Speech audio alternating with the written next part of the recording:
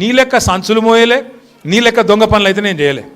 ఇంకొక మాట ఏమంటాడు, నేనట మా అయ్య పేరు చెప్పుకొని బతుకుతున్నా అంట. అవు మా అయ్య గొప్పోడు, మా అయ్య తెలంగాణ తెచ్చిన మొగోడు మునగాడు, బరాబర్ చెప్పుకుంటా,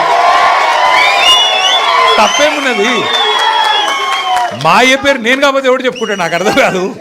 మా అయ్య మొగోడు మునగాడు తెలంగాణ తెచ్చినోడు, బరాబర్ చెప్తా. మరి నేనేమంటున్నా, నువ్వు సకటి పనులు చేస్తే నీ పిల్లలు కూడా నీ పేరు చెప్పుకుంటారు. నువ్వు లుచ్చ పనులు చేసినావు అనుకో, నీ మన్మడు కూడా నీ పేరు చెప్పుడే గాలంగా మన్మని అని చెప్పుకోడు. మంచి పనులు చేయి, నీ పేరు కూడా చెప్పుకుంటారు.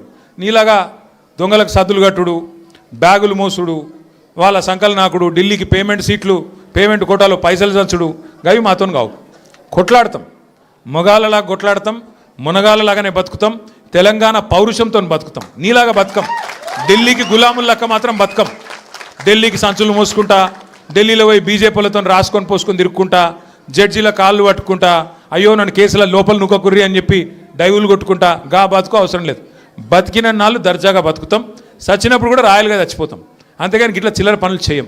మీకు దయచేసి నేను ఒకటే కోరుతున్నా, ఆయన మళ్ళా అంటుండు కేసీఆర్ నట ముఖ్యమంత్రి కానియాడంట. నేను కూడా మీ అందరికి ఒకటే చెప్తున్నా, మీ అందరి దయ ఉంటే, మీ అందరి ఆశీర్వాదం ఉంటే ఖచ్చితంగా కేసీఆర్ సంగతి ఇడిచిపెట్టు, నిన్ను కొడంగల్లో కూడా మళ్ళీ గెలవనీయకుండా చేసే బాధ్యత మాది. నిన్ను కొడంగల్లో మళ్ళీ గెలవనీయకుండా మళ్ళీ అసెంబ్లీకి రానియకుండా చేసే బాధ్యత పార్టీగా మేమందరం, ప్రజలుగా మేమందరం తీసుకుంటాం. నువ్వు మాట్లాడే మాటలు, చేసే రోత పనులు, వాటికి ఇలా ప్రజలు అసహించుకుంటున్నారు, నోట్లో ఉంచుతున్నారు. ఏం మాటలే అవి, ముఖ్యమంత్రి టీవీ పెడితే పిల్లలు ఖరాబ్ అయ్యేటట్టున్నారు నీ భాష ఇంటే అని చెప్పి మొత్తం టీవీలు బంద్ చేస్తున్నారు. గసంటి పరిస్థితి వచ్చింది. ఏం అడిగిండు కేసీఆర్ గారు మొన్న, ఏమయ్యా పాలమూరు ప్రాజెక్ట్ని ఎందుకు పండబెట్టినావని అడిగిండు. పంపి 90% పనులు పూర్తయిన ప్రాజెక్టు ఇంకొక 10 పైసలు పెడితే అయిపోతుంది చేసి మరి ఆ పాలమూరుకు నీళ్ళు ఇయ్యన్నాడు. తప్ప కేసీఆర్ గారు అన్నది?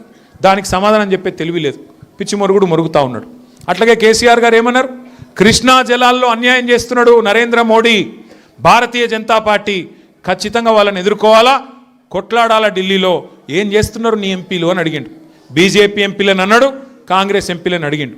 దాంతో ఇలా వాళ్ళకి సమాధానం చెప్పే తెలివి లేక ఇలా నోటికి వచ్చినట్టు మాట్లాడుతున్నారు. ఇంకొక మాట ఏమన్నాడు కేసీఆర్ గారు, ప్రజలను నువ్వు మోసం చేసినావు, 6 గ్యారంటీలు అన్నావు, నెలకు 4,000 పెన్షన్ అన్నావు, తులం బంగారం అన్నావు, ఆడపిల్లలకు నెలకు 2,500 ఇస్తా అన్నావు, అన్ని 100 రోజుల్లో ఇస్తా అన్నావు, ఎప్పుడు ఇస్తావు, 2 ఏళ్ళు అయింది కదా అన్నాడు. తప్ప కేసీఆర్ గారు ప్రధాన ప్రతిపక్ష నాయకుడిగా ప్రజల తరపున ప్రశ్నించుడు తప్ప? ఇవన్నీ అడిగితే ఆయనకు బూతులు వస్తున్నాయి, కోపం వస్తున్నది.